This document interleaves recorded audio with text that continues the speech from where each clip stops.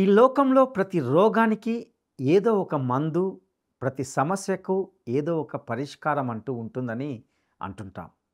మరైతే ఆధ్యాత్మిక మతభ్రష్టత్వానికి విరుగుడు మందు ఏమిటి? ఈ వివరాలను తెలుసుకుందాం.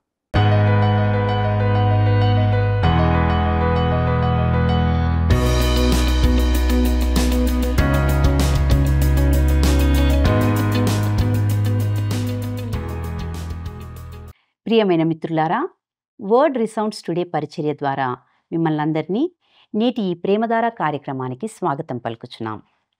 గత కొన్ని రోజులుగా మనము 2వ తిమోతి పత్రిక ధ్యానాల ద్వారా లోతైన ఆధ్యాత్మిక సత్యాలను క్రమబద్ధంగా నేర్చుకుంటున్నాం. నేటి ఈ కార్యక్రమంలో కడవరి దినాలలో సంభవించబోయే భ్రష్టత్వంను గురించి దానికి సంబంధించిన విషయాలను తెలుసుకుంటాం. ఇక సందేశాన్ని విందామా?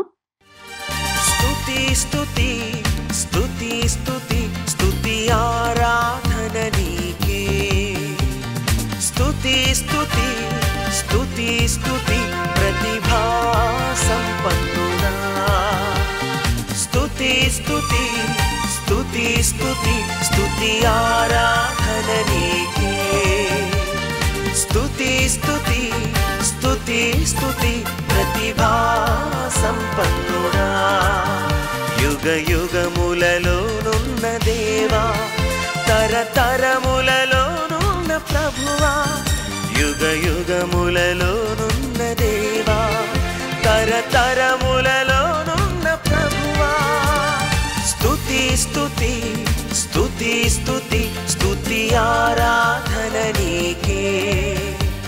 స్తుతి స్తుతి స్తుతి స్తుతి ప్రతిభా సంపన్నుడా.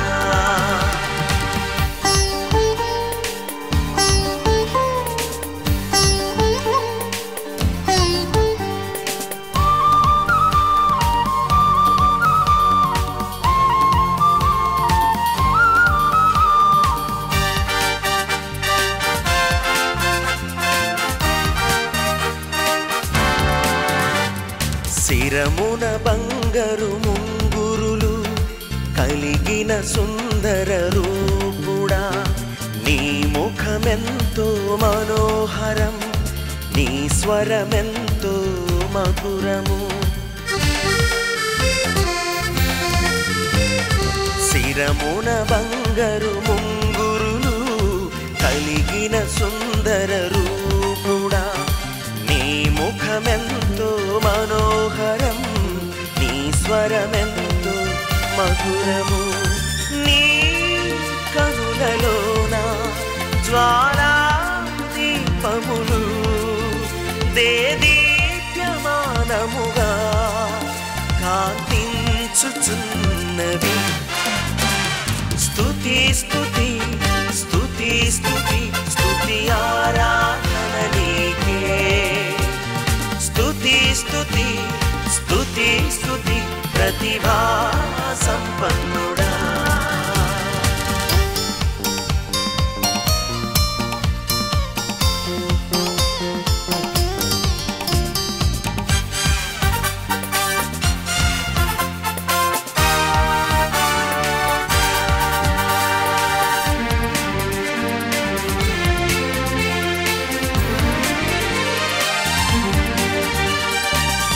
పలుకులలో జీవము పొంగి పొరలును నా దేవా. నీ చూపులలో కనికరము కనిపించును నా యేసు ప్రభు.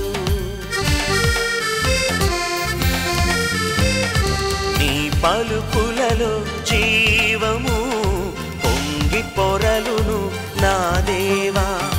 నీ చూపులలో కనికరము కనిపించును నా యేసు ప్రభు. నీ ఉపదేశంబులు నీ సందేశంబులు మా మనుగడలోన ఆనందము కలిగించు. స్తుతి స్తుతి స్తుతి స్తుతి స్తుతి ఆరాధన నీకే. స్తుతి స్తుతి స్తుతి స్తుతి ప్రతిభా సంపన్నుడా.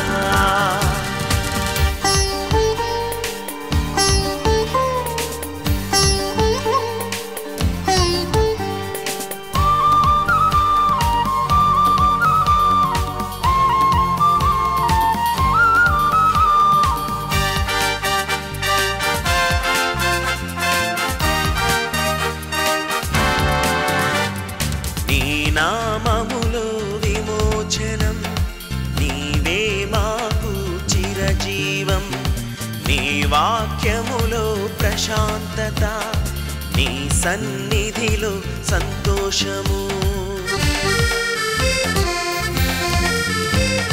నీ నామములో విమోచన, నీవే మాకు చిరజీవం. నీ వాక్యములో ప్రశాంతత, నీ సన్నిధిలో సంతోషము. నీ వాక్య ధ్యానము మా ప్రాణాధారము. నీ కృపయే లేకుంటే జీవించలేము ప్రభు. క్రీస్తునందు ప్రియమైన ప్రేమధార టీవీ వీక్షకులందరికీ మన ప్రభువును రక్షకుడైన యేసుక్రీస్తు సర్వశక్తి గల నామంలో శుభములు తెలియజేస్తున్నాం. నేటి మన ధ్యాన భాగంగా అపోస్తులుడైన పౌలు తిమోతికి వ్రాసిన 2వ పత్రిక 3వ అధ్యాయము 1 నుండి 9 వచనాలను ధ్యానించుకోబోతున్నాం. ప్రియులారా, ఈ అధ్యాయంలో పౌలు తన చివరి రోజుల్లో వచ్చే మతభ్రష్టత్వానికి విరుగుడును కూడా ఇస్తున్నాడు. అదే దేవుని యొక్క వాక్యం. అందుకే ఈ అధ్యాయం నేడు మనకు చాలా ముఖ్యమైనది మరియు అర్థవంతమైనది. ఈ భాగం చివరి రోజుల్లోని మతభ్రష్టత్వంను గూర్చి వివరిస్తున్నట్లుగా చూస్తాం. ఇక తిమోతికి వ్రాసిన 2వ పత్రిక 3వ అధ్యాయము 1వ వచనాన్ని గమనిద్దాం. అంత్య దినములలో అపాయకరమైన కాలములు వచ్చునని తెలుసుకొనుము. ప్రియులారా, ఈ వచనంలో తెలుసుకొనుము అనే మాటను గమనిస్తాం. ఇక్కడ పౌలు తిమోతితో తాను తెలుసుకోవాలని కోరుకునే చాలా ముఖ్యమైన విషయాన్ని చెబుతున్నట్లుగా చూస్తాం. సంఘం యొక్క భవిష్యత్తుకు సంబంధించి ఏమి ఆశించాలో మరియు ఏమి ఉండాలో పౌలు అతనికి చెబుతున్నాడు. వాస్తవానికి ఇది సంస్థాగత సంఘానికి చాలా ప్రకాశవంతమైన భవిష్యత్తు కాదు. అంత్య దినములలో అనేది క్రొత్త నిబంధనలో అనేక చోట్ల ఉపయోగించే సాంకేతిక పదం. ఇది సంఘము ఎత్తబడడానికి ముందు ఉన్న సంఘం యొక్క చివరి రోజుల గురించి మాట్లాడుతుంది. సంఘం యొక్క చివరి రోజులు ఇశ్రాయేలు దేశం యొక్క చివరి రోజులకు సమానం కాదు. ఇది పాత నిబంధనలో పదే పదే ప్రస్తావించబడింది. పాత నిబంధనలో చివరి దినాలను యుగాంతం లేదా అంత్యకాలం అని పిలుస్తారు. ఇది గొప్ప శ్రమల కాలం. అది సంఘము ఎత్తబడడానికి ముందు ఉన్న సంఘం యొక్క చివరి రోజులకు చాలా భిన్నంగా ఉంటుంది. పౌలు కాలంలో సంఘములో ప్రారంభమైన ఈ మత భ్రష్టత్వం కొనసాగుతూనే ఉంది. తన మరణం తర్వాత తప్పుడు నాయకులు సంఘంలోకి ప్రవేశిస్తారని పౌలు ఎఫెసీలోని సంఘాన్ని హెచ్చరించాడు. అపోస్తుల కార్యములు 20వ అధ్యాయము 29, 30 వచనాల్లో పౌలు వారితో ఇలా అన్నాడు: నేను వెళ్ళిపోయిన తర్వాత క్రూరమైన తోడేళ్ళు మీలో ప్రవేశించునని నాకు తెలియను. వారు మందను కనికరింపరు మరియు శిష్యులను తమ వెంట ఈడ్చుకొని పోవలెనని వంకర మాటలు పలుకు మనుషులు మీలోనే బయలుదేరును. ప్రియులారా, వారు దేవుని వాక్యాన్ని ఇవ్వరు, కానీ సంఘాలను దోచుకుంటారు. నన్ను నమ్మండి, అబద్ధ బోధకులు గొర్రెలను చాలా దగ్గరగా నుండి బొచ్చు కత్తిరిస్తారు, అనగా అంతగా దోచుకుంటారు. అపాయకరమైన కాలాలు వచ్చును అంటే దుఃఖకరమైన లేదా నిరాశాజనకమైన కాలాలు వస్తున్నాయి. అది లోకం యొక్క మార్పులా కనిపించడం లేదు. సంఘము 1000 ఏళ్ల పాలనను తీసుకురాబోతుందని లేదా ప్రపంచాన్ని మార్చబోతుందని అనిపించడం లేదు. బైబిల్ అలా చేస్తుందని బోధించడం లేదు. అది చాలామంది ఆదర్శవాదులు మరియు ఇతరులు ఇసుకలో ఉష్ణపక్షుల తలలు పెట్టుకొని జీవించి వాస్తవికతను ఎప్పుడు ఎదుర్కొని చాలామంది ప్రజల కలగా ఇది ఉందని చెప్పవచ్చు. బదులుగా చివరి రోజుల్లో ఏమి జరుగుతుందో గమనించండి. రాబోయే కొన్ని వచనాల్లో మనకు 19 విభిన్న వివరణలు ఇవ్వబడ్డాయి. అది ఒక వికారమైన దృశ్యం, కానీ నేడు ఏమి జరుగుతుందో దాని యొక్క ఉత్తమ లేఖన చిత్రాన్ని అవి అందిస్తున్నాయి. కాబట్టి మనము వాటిని చూడాలనుకుంటున్నాం. మనము సంఘం యొక్క చివరి రోజుల్లోకి అడుగు పెడుతున్నామని నేను నమ్ముతున్నాను. నేను ఇలా చెప్పడానికి కారణం ఏమిటంటే, ఈ వచనాల్లో ప్రస్తావించబడిన విషయాలు ఈరోజు మనకు స్పష్టంగా కనిపిస్తున్నాయి. ఒకవేళ మీరు సంఘ చరిత్రలోకి తొంగి చూస్తే మీరు ఖచ్చితంగా వీటిలో కొన్నింటిని మాత్రమే కనుగొనవచ్చు. కానీ ఈరోజు అవన్నీ కూడా ఉన్నట్లుగా వ్యక్తమయ్యే ప్రస్తుత కాలాన్ని గతంలో మీరు ఎన్నడూ కనుగొనలేరని నేను అనుకుంటున్నాను. ఈ భాగంలో వివరించబడిన ఈ అపాయకరమైన రోజుల్లో మనము ఇప్పుడు ఉన్నామని నేను నమ్ముతున్నాను. ఇది ఎంతకాలం ఉంటుందో నాకు తెలియదు, కానీ అది ఇంకాస్త మెరుగుపడుతుందని కాదు, మరింత దిగజారిపోతుందని నాకు ఖచ్చితంగా తెలుసు. ఇక తిమోతికి వ్రాసిన 2వ పత్రిక 3వ అధ్యాయము 2 నుండి 4 వచనాలను గమనిద్దాం. ఏలగనగా మనుషులు స్వార్థప్రియులు, ధనాపేక్షులు, బింకములాడువారు, అహంకారులు, దూషకులు, తల్లిదండ్రులకు అవిధేయులు, కృతజ్ఞత లేనివారు, అపవిత్రులు, అనురాగరహితులు, అతిద్వేషులు, అపవాదకులు, అజితేంద్రియులు, క్రూరులు, సజ్జనద్వేషులు, ద్రోహులు, మూర్ఖులు, గర్వాంధులు, దేవుని కంటే సుఖానుభవము ఎక్కువగా ప్రేమించువారు. ప్రియులారా, ఇక్కడ అంత్య దినాలను అనగా ఈ చివరి రోజులను వివరించడానికి 19 పదాలు లేదా పదబంధాలు ఉపయోగించబడినట్లుగా చూస్తాం. 1, స్వార్థప్రియులు అనగా స్వార్థాన్ని లేదా స్వార్థంగా తమను తామే ప్రేమించుకునేవారు. ఇది నేటి మన సంస్కృతిలో చాలా స్పష్టంగా కనిపిస్తుంది. పదవిలో ఉన్న నాయకులు, విలేకరులు తమను ప్రశంసించాలని కోరుకుంటారు. వాస్తవానికి ఈ విషయాన్ని వారు దానిని నొక్కి చెప్తారు కూడా. అది కొన్ని రంగాలకే పరిమితం కాదు, జీవితంలోని ప్రతి అడుగులోనూ మీరు దీన్ని కనుగొంటారు. ఆఖరికి నేడు పాఠశాలలు కూడా స్వీయ ప్రేమను కలిగి ఉంటున్నాయి. ఒక వ్యక్తి ఒక పాఠశాలను పొగుడుతూ ప్రోత్సహిస్తే పాఠశాల అతనికి గౌరవ డిగ్రీని ఇవ్వడం ద్వారా అతన్ని ప్రోత్సహిస్తుంది. అలాగే మీరు సంఘాల్లో కూడా దీనిని కనుగొనవచ్చు. పౌలు 4వ అధ్యాయము 3వ వచనంలో సంఘాలు దురద చెవులు గలవారై ఉన్న బోధకులను అనుసరిస్తాయని చెబుతున్నాడు. ఈ బోధకులు వారు దురద చెవులు గలవారుగా ఉండాలని కోరుకుంటారు, అనగా వారు ప్రశంసించబడాలని కోరుకుంటారు. ప్రశంసించబడాలంటే మీరు ప్రశంసించాలి. కాబట్టి బోధకులు లేదా కాపరులు తమ సంఘాలను మరియు వారి అధికారులను, పెద్దలను ప్రశంసిస్తారు. వారు తమ సంఘ ప్రజలకు తాము పాపులమని మరియు వారికి రక్షకుడు అవసరమని చెప్పరు. వారు ఎంత అద్భుతమైన వారో వారికి చెప్తారు. స్వీయ ప్రేమ మన సమకాలీన సమాజాన్ని వర్ణించడం ఆసక్తికరంగా ఉంది. బహుశా ఇది ఇంతటి సాధారణమైన విషయంగా గతంలో ఎప్పుడూ లేదని గ్రహించగలం. ఇక 2వదిగా ధనాపేక్షులు అంటే డబ్బును ప్రేమించేవారు. ఇది స్వీయ ప్రేమను అనుసరిస్తుంది. ఎందుకంటే స్వార్థాన్ని ప్రేమించేవారు డబ్బును కూడా ప్రేమించేవారు అవుతారు. మనలోని ఈ పాత స్వభావం దానికోసం చాలా డబ్బు ఖర్చు చేయడానికి ఇష్టపడుతుంది. పౌలు 1 తిమోతి పత్రిక 6వ అధ్యాయము 10వ వచనంలో చెప్పిన విషయాన్ని గుర్తుంచుకోవాలని ఆశిస్తున్నాను.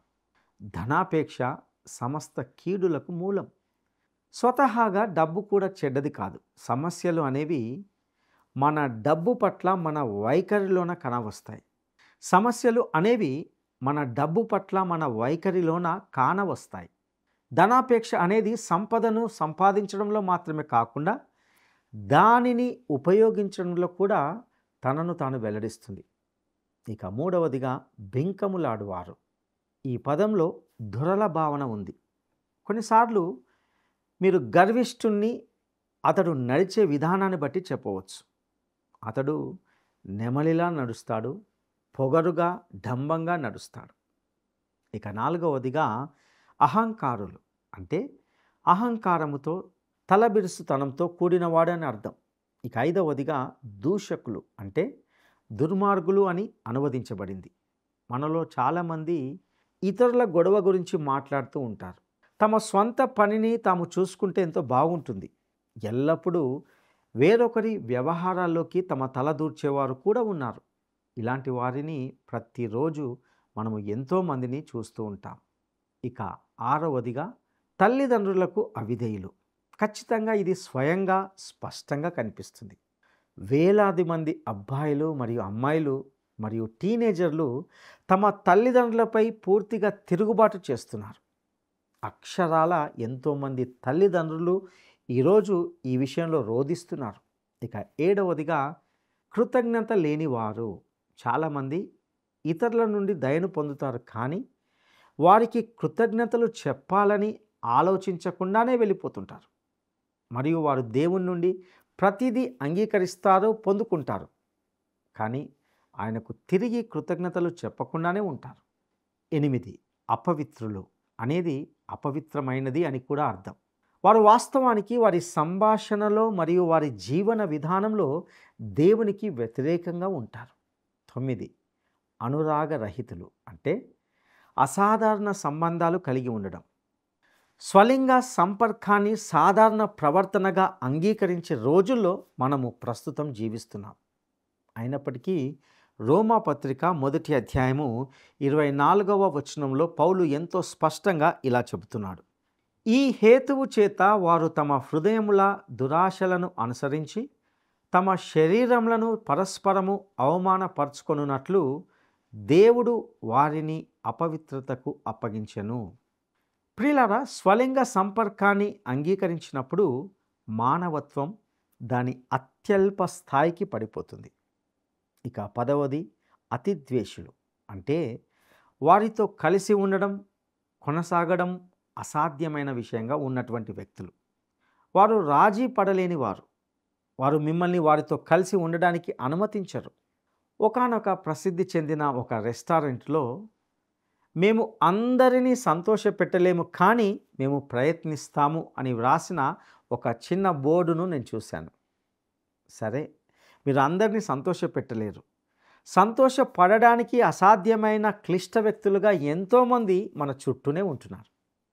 11 అపవాదకులు అనగా తప్పుడు నిందలు వేసేవారు.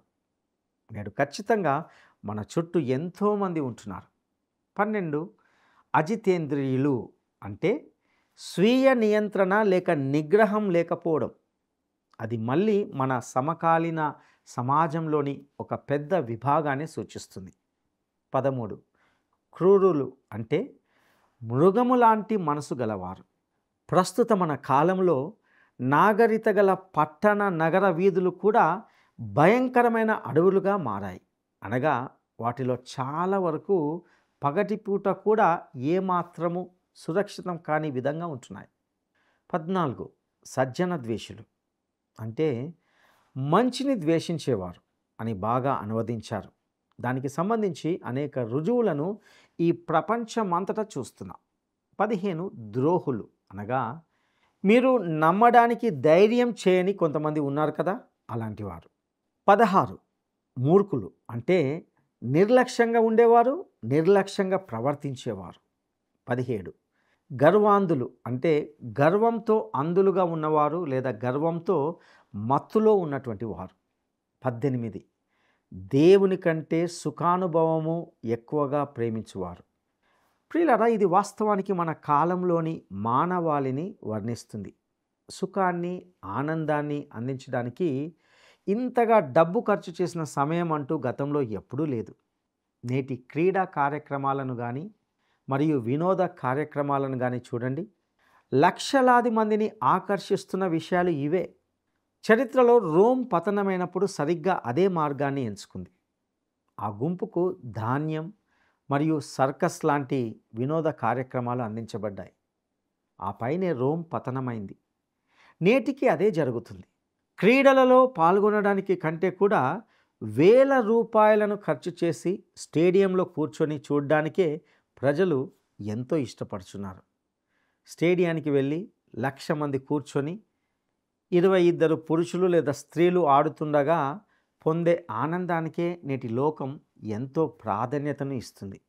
మనిషి వీలైనంత ఎక్కువ డబ్బు సంపాదించడానికి నేను వ్యతిరేకిని కాను, నిందించను. కానీ విషయం ఏమిటంటే కోట్ల రూపాయలు వినోదం కోసం ఖర్చు చేయబడుతున్నాయి. ఎందుకంటే మనుషులు దేవుని కంటే సుఖాన్ని ఎక్కువగా ఇష్టపడుతున్నారు. ఇక చివరి విషయాన్ని తర్వాతి వచనంలో గమనిద్దాం. తిమోతికి వ్రాసిన 2వ పత్రిక 3వ అధ్యాయము 5వ వచనం. పైకి భక్తి గల వారి వలె ఉండియు దాని శక్తిని ఆశ్రయించని వారునై ఉందురు. ఇట్టి వారికి విముఖుడవై ఉండుము. 19 భక్తి పైకి ఉంటుంది అనగా పైకి భక్తి గల వారి వలె ఉండియు దాని శక్తిని ఆశ్రయించని వారునై ఉందురు. ప్రియులారా, ఈ చివరి రోజుల్లో ప్రజలు ఎలా ఉంటారంటే వారు మతం యొక్క ఆచారాలను చాలా నిష్టగా పాటిస్తారు, కానీ వారి యొక్క జీవితంలో జీవం మరియు వాస్తవికతలో ఏమాత్రం కనిపించదు. ఇట్టి వారికి విముఖుడవై ఉండుము అనగా అలాంటి వాటి నుండి తప్పుకోవాలి అంటే విశ్వాసి వాటిని నివారించాలి అని అర్థం. ప్రియులారా, నేను మిమ్మల్ని ఒక ప్రశ్న అడుగుతాను. మీరు ఆధ్యాత్మికంగా చచ్చిపోయిన చల్లని ఉదారవాద సంఘంలో ఉంటే గనక, మరియు మీరు నిజమైన విశ్వాసి అయితే, దేవుని వాక్యం ఆ విషయాలను నివారించమని చెప్పినప్పుడు మీరు ఇంకా అక్కడ ఏం చేస్తున్నారు? ఇప్పటికీ దేవుని వాక్యాన్ని నమ్మకంగా ప్రకటిస్తున్న అద్భుతమైన సేవకులు, నాయకులు ఉన్నారు. మీరు ఈ మంచి వ్యక్తులకు ఎందుకు మద్దతు ఇవ్వడం లేదు? వారితో ఎందుకు నిలబడడం లేదు? ఇక తిమోతికి వ్రాసిన 2వ పత్రిక 3వ అధ్యాయము 6-7 వచనాలను గమనిద్దాం. పాపభరితులై నానా విధములైన దురాశల వలన నడిపింపబడి ఎల్లప్పుడూ నేర్చుకొనుచున్నను సత్య విషయమైన అనుభవ జ్ఞానము ఎప్పుడునూ పొందలేని అవివేక స్త్రీల యొక్క ఇండ్లలో జొచ్చి వారిని చెరపట్టుకొని పోవువారు వీరిలో చేరినవారు.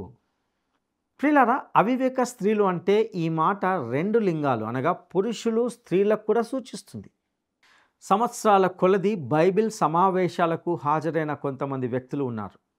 కానీ వారు తమ ఆధ్యాత్మిక జీవితాన్ని ప్రారంభించినప్పుడు ఎలా ఉన్నారో ఇప్పుడు అలాగే ఉన్నారు. దేవుని వాక్యం గురించి వారికి తెలియదు. వారు ఎప్పుడూ పరిణతి చెందలేదు. వారి జీవితాలు మారలేదు. నా ప్రియ స్నేహితుడా, ఈరోజు నువ్వు కూడా ఆ కోవలో ఉంటే మోకాళ్ళపై నిలబడి దేవుణ్ణి క్షమించమని వేడుకోగలవు. ఇక తిమోతికి వ్రాసిన 2వ పత్రిక 3వ అధ్యాయము 8వ వచనాన్ని గమనిద్దాం. యన్నే యంబ్రే అనువారు మోషేను ఎదిరించినట్టు వీరును చెడిన మనసు కలిగి విశ్వాస విషయంలో భ్రష్టులై సత్యమును ఎదురింతురు.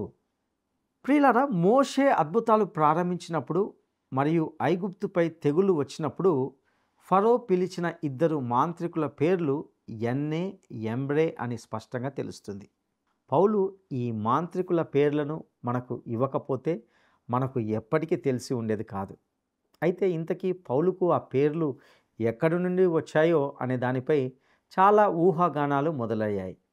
దీనికి సరళమైన సమాధానం ఏమిటంటే, ఆ పేర్లు పౌలుకు దేవుని ఆత్మ ద్వారా వెల్లడయ్యాయి. నిర్దిష్టమైన పేర్లు కథనానికి ఎక్కువ సమాచారాన్ని జోడిస్తాయని నేను అనుకోను. కానీ పౌలు వారి పేర్లను తెలుసుకున్నాడని మరియు ఆ మాంత్రికులు మోషేను ఎదిరించిన నిజమైన వ్యక్తులు అని అది వెల్లడిస్తుంది. మీరు వారి గురించి నిర్గమకాండంలోని వృత్తాంతం సాతానుకు శక్తి, అతీంద్రియ శక్తి ఉందని మరియు వాడు గొప్ప అనుకరించే వ్యక్తి అని కూడా వెల్లడిస్తుంది.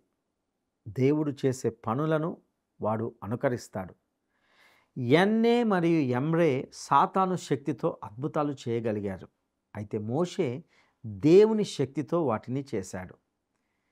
ఇక్కడ వారిని ప్రస్తావించడానికి ఇదే కారణమని నేను నమ్ముతున్నాను. సాతాను దేవుని శక్తిని అనుకరించగలడని మన కాలంలో మనం కూడా అర్థం చేసుకోవాలి. 1 యోహాను పత్రిక 4వ అధ్యాయము 1వ వచనంలో యోహాను మనల్ని హెచ్చరిస్తున్నాడు. ప్రియులారా, అనేకులైన అబద్ధ ప్రవక్తలు లోకములోనికి బయలువెళ్ళి ఉన్నారు గనక ప్రతి ఆత్మను నమ్మక ఆయా ఆత్మలు దేవుని సంబంధమైనవో కావో పరీక్షించుడి.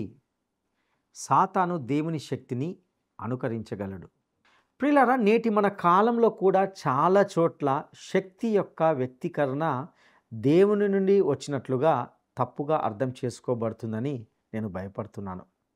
అది నిజంగా సాతాను నుండి వస్తుంది. వీరు చెడిన మనసు కలిగి విశ్వాస విషయంలో భ్రష్టులై సత్యమును ఎదురింతురు అనగా చెడ్డ మనసు గలవారు విశ్వాసం విషయంలో భ్రష్టులు. ఈ సమకాలీన దృశ్యంలో యన్నే మరియు యంబ్రే వంటి వ్యక్తులు చెడిపోయిన లేదా చెడిపోయిన మనసులను కలిగి ఉన్నారని పౌలు చెబుతున్నాడు. విశ్వాసం విషయంలో భ్రష్టులు అంటే వారు విశ్వాసాన్ని విస్మరించారు, దానిని పూర్తిగా తిరస్కరించారు. ఈనాడు ఆయా సంఘాలకు చెందిన కాపర్లు కూడా ఉన్నారు. వీరు స్పష్టంగా అపారమైన సామర్థ్యం ఉన్న వ్యక్తులే, కానీ వారు మరియు వారి కుటుంబాలు తప్పుడు సంబంధమైన మార్మికమైన అతీంద్రియ విషయాలతో ఉన్న దానిలోనికి ప్రవేశిస్తున్నారు. నాకు అర్థమైనంత వరకు ఇలాంటి వ్యక్తులు లేఖనాల గొప్ప సత్యాలను తిరస్కరించారు మరియు దేవుని వాక్యంలోని కొన్ని గొప్ప సత్యాలను తప్పు అని నిరూపించడానికి కూడా ప్రయత్నిస్తూ సత్యాన్ని ఎదురిస్తున్నారు. ఈ విధంగా వారు విశ్వాసాన్ని త్యజించారని చెప్పగలం. ఇక తిమోతికి వ్రాసిన 2వ పత్రిక 3వ అధ్యాయము 9వ వచనాన్ని గమనిద్దాం. అయినను వారి అవివేకమేలాగూ తేటపడెనో అలాగే వీరిది కూడా అందరికీ తేటపడును గనుక వీరు ఇక ముందుకు సాగరు. ప్రియులారా, ఇలాంటి ఎంబ్రే లాంటి వ్యక్తుల అనుభవం నేటి క్రైస్తవ విశ్వాసులకు ఒక గొప్ప హెచ్చరికగా ఉండాలి. మీరు కోరుకుంటే మీరు కూడా ఈ లోక సంబంధమైన మార్మిక విషయాల్లో పాల్గొనవచ్చు, కానీ మీరు ప్రమాదకరమైన దానితో ఆడుకుంటున్నారని గ్రహించాలి. మన కాలంలో మన చుట్టూ సాతాను శక్తి యొక్క వ్యక్తీకరణ ఉంది. అతీంద్రియ విషయాలను పూర్తిగా తిరస్కరించిన మన క్రూరమైన భౌతికవాద యుగం అతీంద్రియ విషయాల వాస్తవికతను కనుగొనడం ఒక అసాధారణ విషయమై ఉన్నది. అయితే అందులో ఎక్కువ భాగం సాతాను సంబంధమైనదే. నా ప్రియ సహోదరుడా, సహోదరి, ఒకటి మాత్రం వాస్తవం. మనము అంత్య దినాల్లో అనగా ప్రభు యొక్క రాకడకు సమీపంలో ఉంటున్నాం. ఇందులో ఇంతవరకు గమనించిన విధంగా 19 లక్షణాలు నేటి మనుషుల్లో ఎంతో స్పష్టంగా మనకు కనిపిస్తుంది. ఈ విషయాలను గమనించినప్పుడు మనం ఎంతో జాగ్రత్తగా ఉండవలసిన వారమై ఉన్నాం. మనలను మనము సిద్ధపరచుకుంటూ జాగ్రత్తగా మసులుకోవడానికి ప్రభు మనకు సహాయం చేయనుగాక. దైవాశీస్సులు.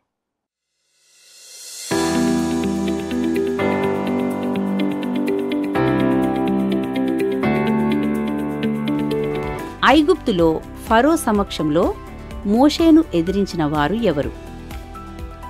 ఐగుప్తులో ఫరో సమక్షంలో మోషేను ఎదిరించిన వారు ఎవరు?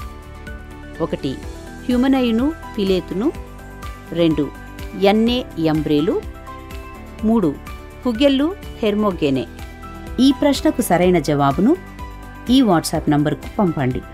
మా వాట్సాప్ నంబర్ 9399952570. నేటి ఈ సందేశంలోని సత్యాలు మీ జీవితాలకు ఉపయోగకరంగా ఉన్నాయని తలస్తున్నాం. ఈ పాపభూయిష్టమైన లోకంలో దేవుని విశ్వాసులుగా ఎల్లప్పుడూ మన ప్రవర్తనను జాగ్రత్తగా పరీక్షించుకుంటూ విశ్వాస భ్రష్టత్వానికి దూరంగా ఉంటూ ఆధ్యాత్మిక జీవితంలో జాగ్రత్తగా ముందుకు కొనసాగాలి. మీ అభిప్రాయాలు, సందేహాలు, ప్రార్థన మనవులు మాతో పంచుకొనండి. ఈ కార్యక్రమాలను ఇతరులకు పరిచయం చేస్తూ వారు కూడా ఆశీర్వదించబడుటకు పురికొల్పండి. దేవుడు మీకు తోడయుండి నడిపించునుగాక. ఈ కార్యక్రమం మీకు నచ్చిందా? అయితే వెంటనే మిస్డ్ కాల్ ఇవ్వండి. బహుమతి పొందే విజేత మీరే కావచ్చు.